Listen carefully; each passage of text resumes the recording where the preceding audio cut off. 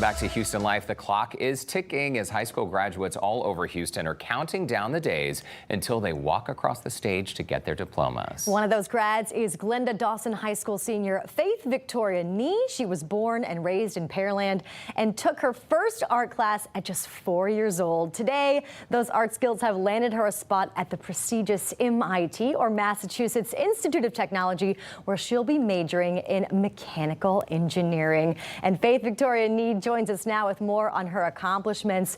You know, we're just taking a look around at some of the art that you have showed us here today, but your art really started as a passion. And obviously, if you're starting at 4 years old, you know it's something that you want to continue with for the rest of your life, right? Yes.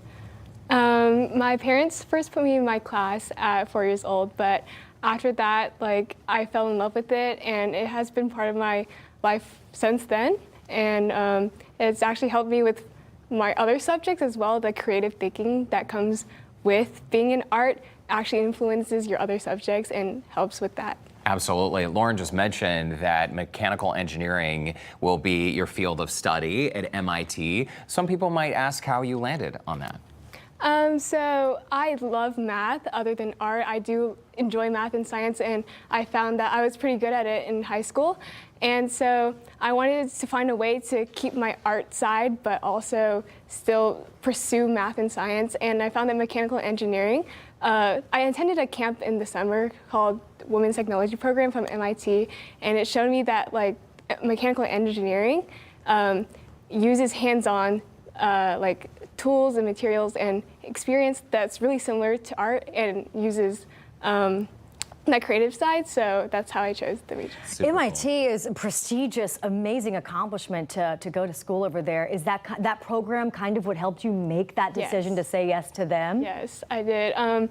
The amount of support and just how passionate the helpers and the tutors and the teachers were at that camp really showed me that this is a place where they really do value both art and STEM, and they use it together to create something even more beautiful, and I really value that. You will thrive there for sure. All right, so you're graduating third in your class. How does that feel? Because that by itself is a huge accomplishment. Yes, I could not have done that without the support of my family, my friends and my classmates, and also just I feel like there was I tried my best, but really it was just I relied on my faith in God and just so I tried my best, but reality is God gave me these gifts, and I was able to use them and just and thrive. Yeah, it's awesome. So what does your family think about you leaving to go all the way to Massachusetts? It's not that far. Yeah. We have airplanes, right? Yes. Yeah, so my mom is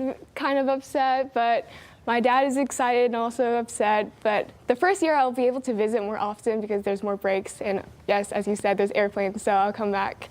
But yeah, it's exciting, but it's also a little bit sad. That's true. It's all good. I remember that feeling well. Okay, we got to talk about the artwork. You have brought with you some beautiful pieces to our studio today. Let's talk about this eagle sculpture first. This is something you created? Yes. So this is one of my first sculptures, actually. Are you kidding? Wow. Your first? My first was a rock. It was a blob. Because of rodeo art, actually, they gave me the opportunity to go to a camp called Western Art Academy, where they have Western professional artists come in and show you how to sculpt and oil paint. So this was from their sculpting class. That's incredible. Yeah. By the way, we're seeing an eagle that you created. This eagle will now be hanging permanently in your high school. A perfect way to keep your memory around the halls of your school. And this is really interesting because when you look at it straight on, you can see the eagle, but when you look at it from the side, it just looks like, you know, pieces of color. That's great. So how are you able to create this? Okay, so the idea came from back at that same MIT camp. I came across an artist named Michael Murphy, and he does this type of sculpture, and I thought that was cool, but I didn't think it was possible for me as a high school student right now to do it.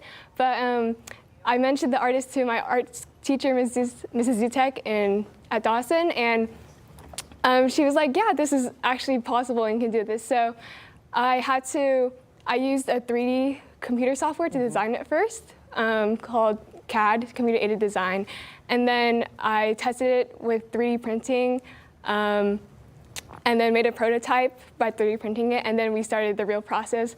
And during that time, I had to learn how to jigsaw, cut wood, or drill holes, and it was just like a completely new experience for me.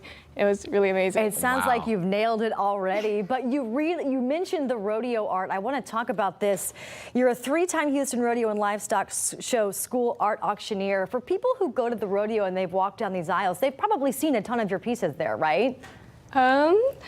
Actually, so these are these are auctioned to generous donors who support Houston Livestock Rodeo education, and this is a organization or a competition that our school participates in every year, and out of thousands of participants in the Houston area, only a few get chosen to get auctioned. So It's amazing. It's a big So accomplishment. great. So Yeah. thousands apply, only a few get chosen. Their work is auctioned off. And to date, about how much money have you raised to go back to the scholarship program there? my 3 art pieces have totaled to $73,000. Wow. $73,000. High school senior, you're Yeah. already giving back to the community. Faith, it's great to meet you. Yes. Best of luck at MIT. Thank you for having me. Congratulations. Buy a jacket for the cold weather, right? Yes, yes. Okay. I have to get used to that. Yes. And a good pair of boots. You're going to be just, Just fine. And you can fine.